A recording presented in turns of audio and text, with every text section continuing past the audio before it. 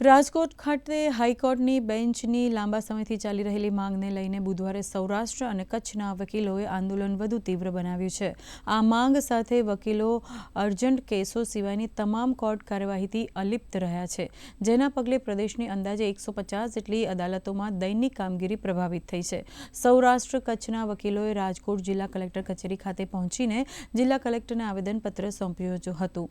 આવેદનપત્ર મારફતે રાજ્ય સરકાર અને સંબંધિત સત્તાધીશોને રાજકોટમાં હાઈકોર્ટ બેન્ચની સ્થાપના માટે જરૂરી કાર્યવાહી હાથ ધરવાની માંગ કરવામાં આવી હતી।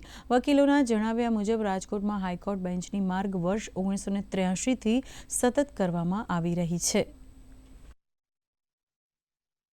આખા સૌરાષ્ટ્ર અને કચ્છમાં એક જ માંગ છે, રાજકોટમાં હાઈકોર્ટ બેન્ચ મળે।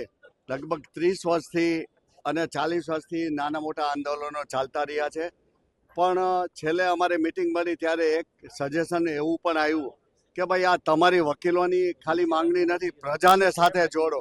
એટલા માટે થઈ અને રાજકોટની અંદર અને આખા સૌરાષ્ટ્ર અને કચ્છની અંદર જેટલા ધારાસભ્યો છે અને સંસદ સભ્યો છે એને આવેદનપત્ર આપવામાં આવશે અને મેયર, જિલ્લા પંચાયતના પ્રમુખો, ટૂંકમાં આખા પ્રજાલક્ષી ચેમ્બર ઓફ કોમર્સ હોય કે નાની મોટી સંસ્થાઓ હોય એ બધાને જોડવામાં આવશે અને પ્રજાલક્ષી આંદોલન કરવામાં આવશે। 3-4 દિવસ પહેલા સૌરાષ્ટ્ર કચ્છના તમામ બાર એસોસિએશનની રાજકોટ ખાતે મિટિંગ બોલાવવામાં આવેલી અને મિટિંગમાં નક્કી કરવામાં આવેલું કે રાજકોટને તાત્કાલિક હાઈકોર્ટ બેન્ચ સૌરાષ્ટ્ર કચ્છની મળે।